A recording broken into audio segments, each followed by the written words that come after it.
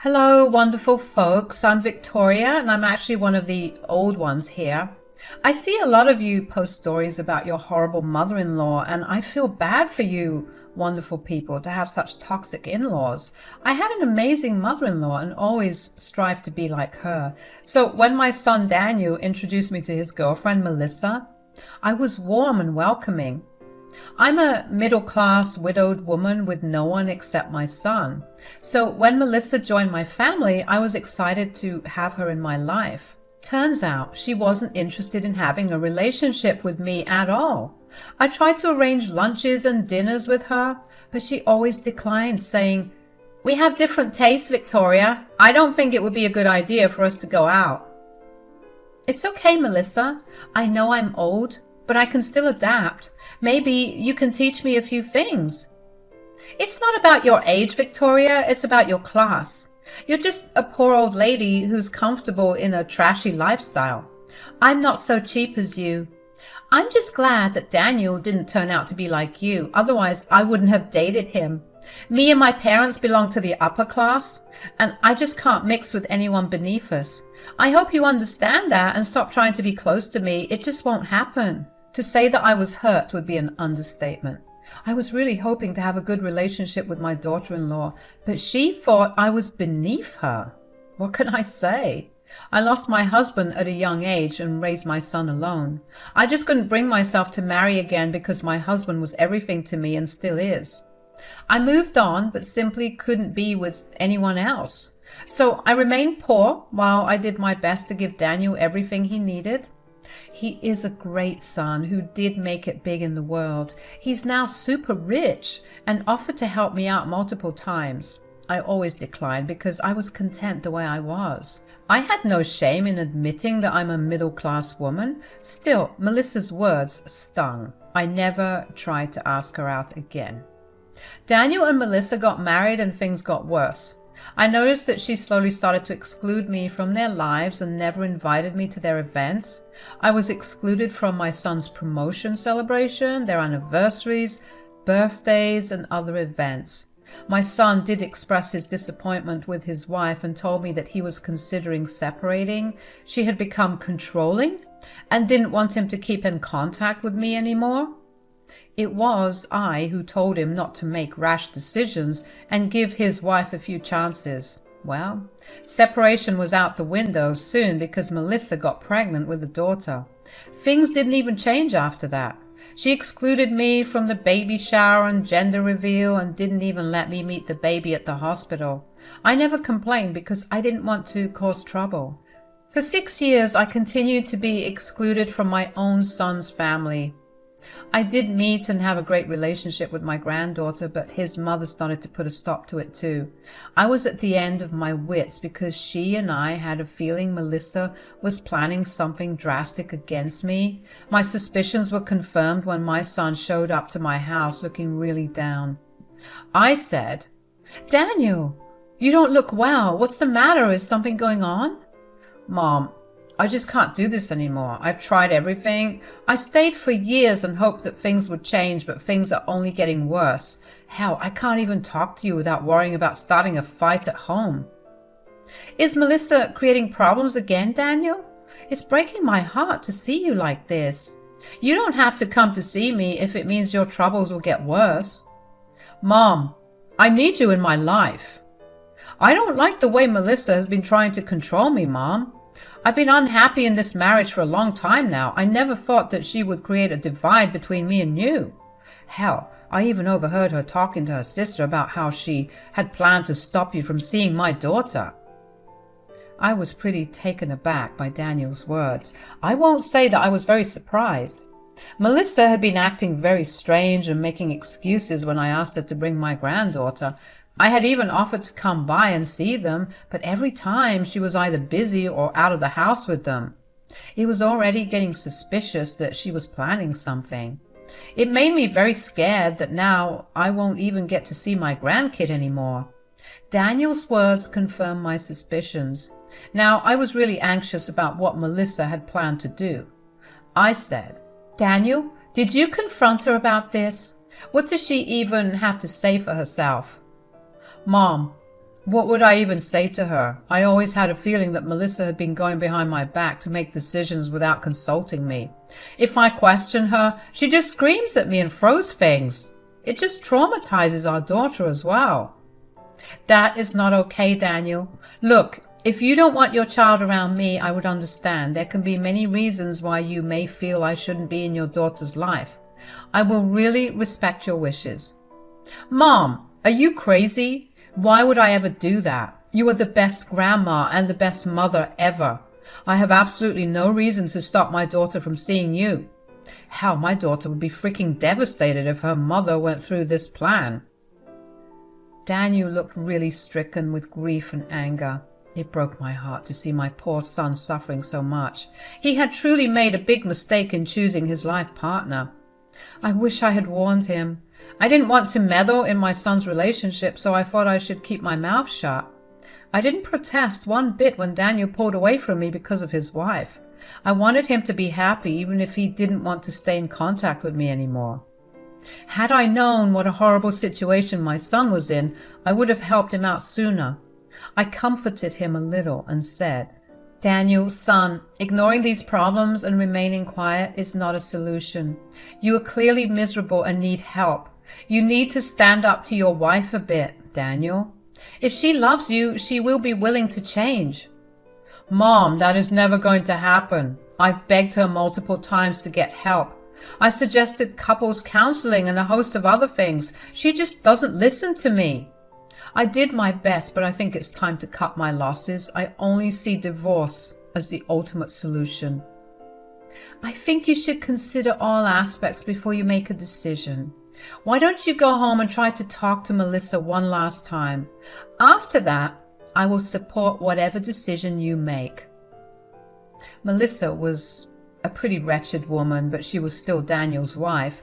Even if she doesn't like me, I would have been happy if my son was happy.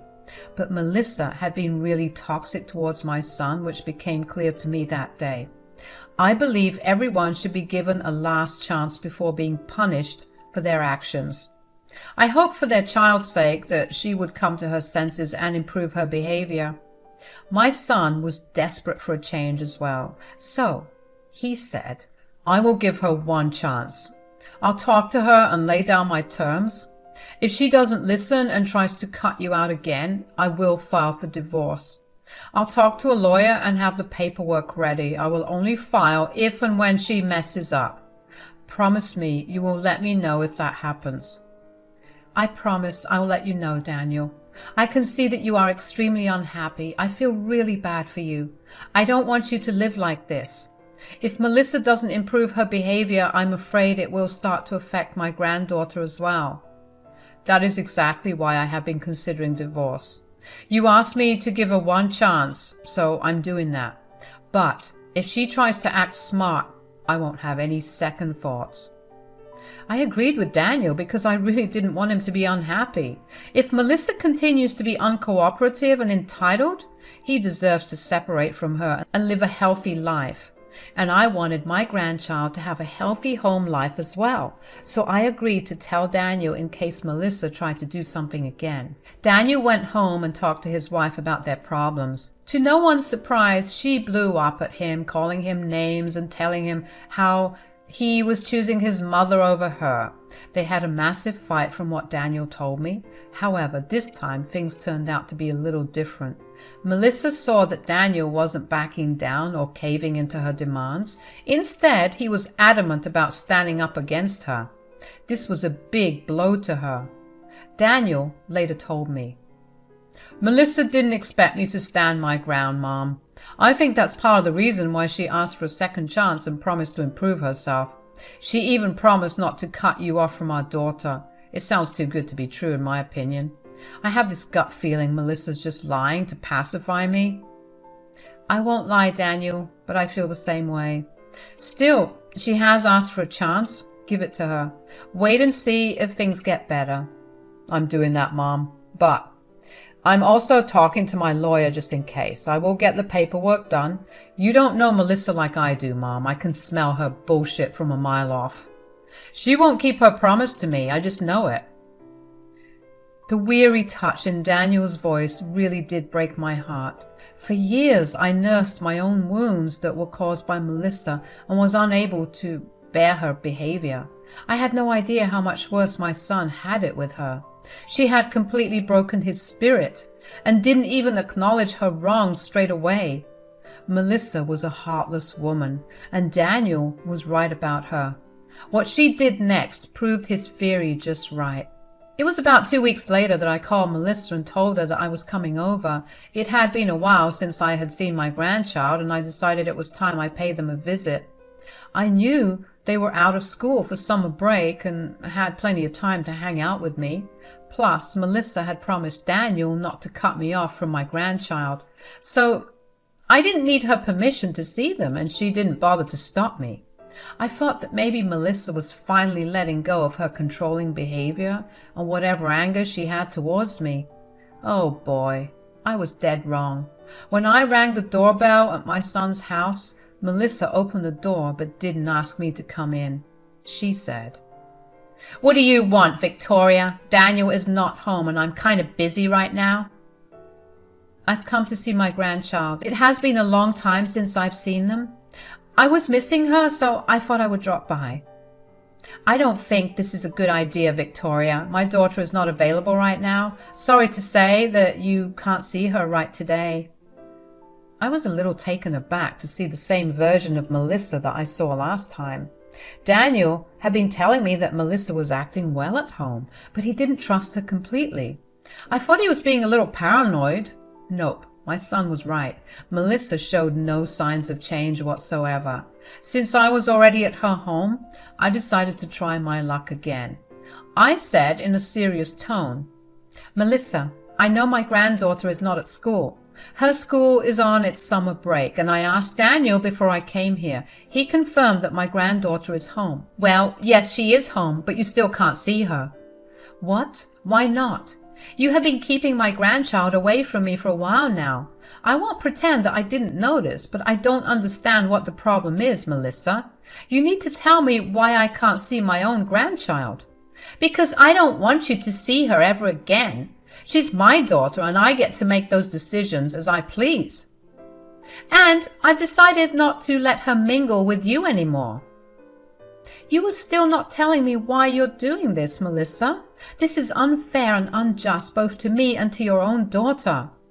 "Don't you dare tell me what's right for my daughter. The reason for you not to see her anymore is simple. My child doesn't need to be around a loser like you." Melissa said this with so much venom that I found myself taking a step back due to the shock. She straight up called me a loser and told me that my granddaughter shouldn't be associated with someone like me. She made me feel small and made it seem like I wasn't even worthy of being in my own family's life. I was humiliated, but also extremely pissed off. I angrily asked Melissa, "What the hell does that mean, Melissa?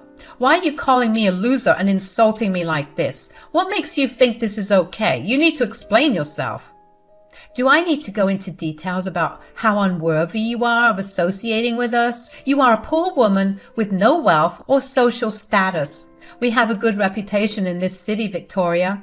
Your son works in a high position at his office, and my daughter goes to the most prestigious private school here. I'm also a woman of high status. Our family is simply too above you and your trash lifestyle." If anyone had ever told me that people could be so cruel towards their own family, I wouldn't have believed them. But I was wrong about the world. People like Melissa simply didn't care about anything other than material wealth and status. Yes, I was a poor woman.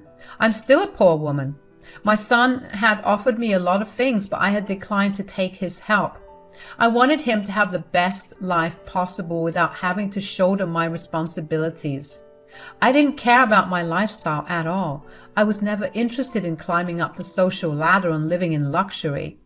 My simple life was good enough for me, especially since I didn't have to depend on anyone. I had no idea that would become a problem for Melissa. I had no idea that my simple life would prevent me from being in my own granddaughter's life. I was shocked and hurt. I said, "What does my simple life have to do with my granddaughter? I know I can't give her much material stuff, but her dad already does that for me. She doesn't even complain when I don't bring her extravagant gifts. That's the problem, Victoria. I don't want your trash life rubbing off on my daughter in any way. It's already pretty embarrassing that everyone knows Daniel's mom is a freaking loser. If my daughter continues to have you in her life, she might end up being a loser like you. I want her to be successful like me and her father. I can't risk her becoming like you. You were being extremely shallow and unfair, Melissa. None of what you said will happen. My granddaughter needs to have her grandma in her life. You need family too, along with material wealth. She already has a set of good grandparents, Victoria. My parents are rich and come from a high-status family. Their love and influence will be perfect for my little daughter. She doesn't need you in her life, and we don't need you in our lives either. We have plenty of money and connections to have a good life. I was absolutely fuming with what Melissa said.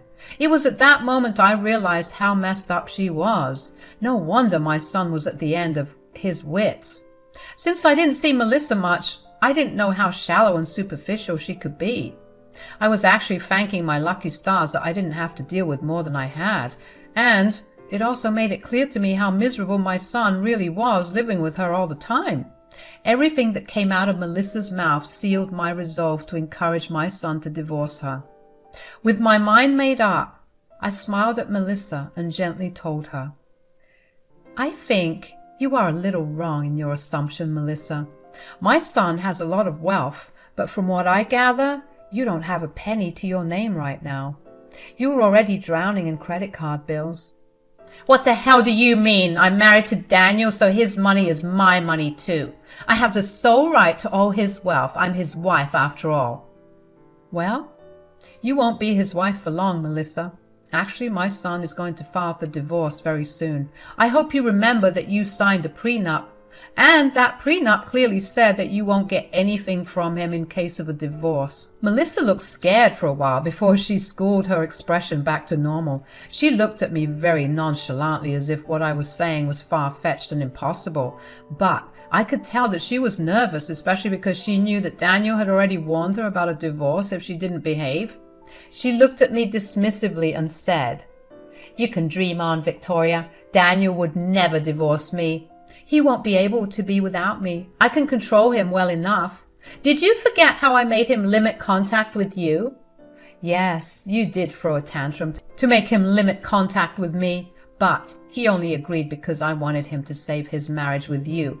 That was actually the first time it hit Daniel. What a messed up woman you are. Over the years, all of your controlling behavior slowly made him consider divorce." "Oh, he can consider divorce all he wants, Victoria. I know for a fact that he will never go through with it. He won't destroy our perfect family and leave me destitute." "You can't believe what you want, Melissa. Don't say I didn't warn you.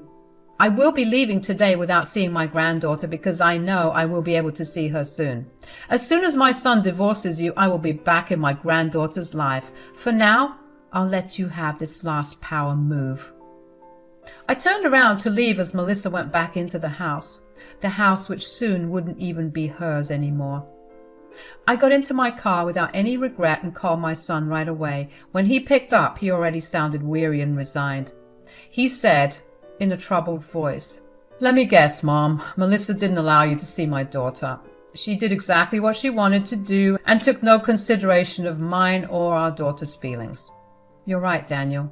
Apparently she didn't want her loser mother-in-law to influence her daughter to live like a poor person, so she thought cutting me off would be better and spare your family from the humiliation of having a loser grandma like me." "What the hell, Mom? She said that to you? Oh, God, what is even wrong with her? I can't believe she would say these things to my own mother. I'm so sorry you had to hear those things, Mom. I can assure you it's not true. You are the best mom and grandma ever." "I don't think I'm the best mom or grandma, Daniel. I wasn't attentive enough to know how miserable you were in your marriage. If I had known before, I wouldn't have advised you to give Melissa so many chances. I'm sorry for not being a better guardian. I guess you were right. Divorce would be a good move for you."